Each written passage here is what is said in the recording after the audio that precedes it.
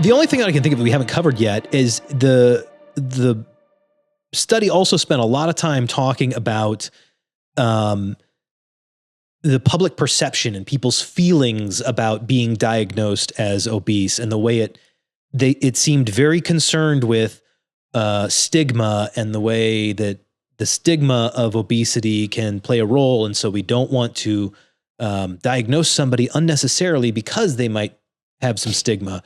And when I read it, maybe I'm just a jerk, but that's not maybe. I'm a jerk. But my thought was, I'm sorry if it hurts your feelings, but I'd rather have you alive. And that can be helped potentially by having this diagnosis so that you can go take action. Right.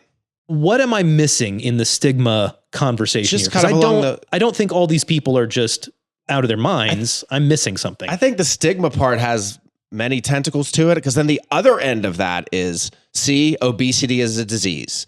I'm overweight. I can't work out because of this and that, and I try to eat good. It doesn't work. I have a disease, and you just kind of roll in it's a disease, approach of like basically do nothing. I'm helpless. Yes, I'm helpless. I have a disease. It's no different than any of the diseases we've mentioned. I contracted the flu, so that's what I'm stuck with. Just like I'm stuck with obesity. I think that's where, again, in this polarized society, that's people are going to read this in one way and say, oh, we need to make sure that it's treated medically and that there's a diagnosis and almost like not a coddling of it. That's not the right word, but a very sensitive approach. And then there's the other end. They're going to come in on the hard line approach of, disease is not a disease. You eat too much. You need to get off the couch. Yeah. And the truth, like so many of these things, is in the middle of how to, again, back to what I said earlier about, so root cause still to be unpacked, but where are we now? Bottom line is we know that it leads to these,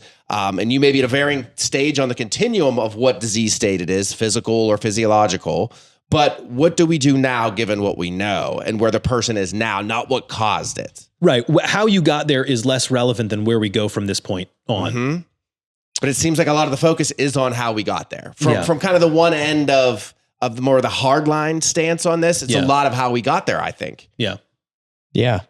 I feel like we have had this conversation, this thread is, again, just given how prominent the medications are. I think this comes up time and time again, but one of our recent episodes that came out talked a little bit about this. It almost is just kind of, the vibe that I got from this was kind of like, hey, we don't really care about these conversations. We don't really care how you feel, because whether you like it or not, there's just an inherent bias baked into society. Whether you like it or not, it's there, period. So what we're going to do, because the evidence points this way, is that we must medicalize it so we have some footing to talk to insurance companies, to talk to public health, to inform clinicians how to talk to their patients.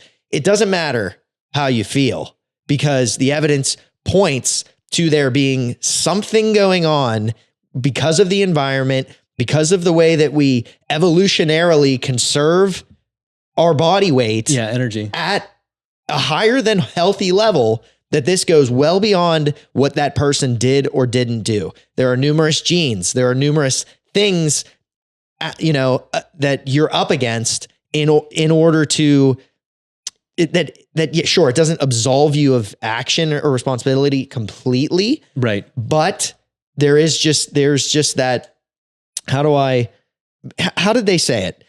Energy balance is achieved and defended at a higher than healthy body weight.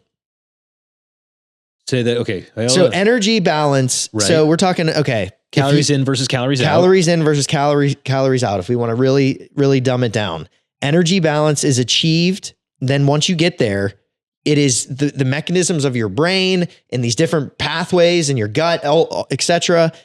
It is then defended at that unhealthy body weight because of the evolutionary mechanisms that are at play because of starvation and because of the way the world once was, that you basically, as soon as you deviate or you enter a caloric restriction of some kind, that hunger signals go off the rails, emotions go off the rails, energy expenditure is ramped down. Yeah. So how in the world is this not a medical discussion? It's like this isn't directed at anybody. It isn't directed at anything. It's just like it doesn't matter kind of how you feel. It really doesn't. It just is what it is. We know that these things have occurred, and we know that people are up against things that they literally cannot control, let alone, we didn't even talk about the environment yet. Right. Yeah, I think I agree with everything you said. I think it's really well said.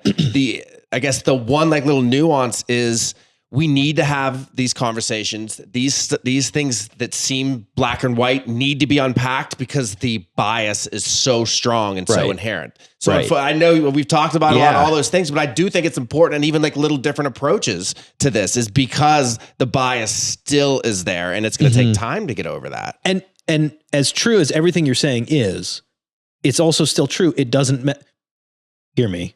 It doesn't matter how you got there. The important thing is you have to take action to improve your situation. Exactly. Yeah, I agree. Whether it's all your fault or not isn't really relevant. What's relevant is what you do now. Yep. And hopefully with some help, we can make change. That is fascinating. That specific wording though, that makes sense because it's I've experienced that myself. Your body wants to, wherever it is, your body just wants to stay there. Yeah. I'm just going to read it again. Yep. In exactly what they say.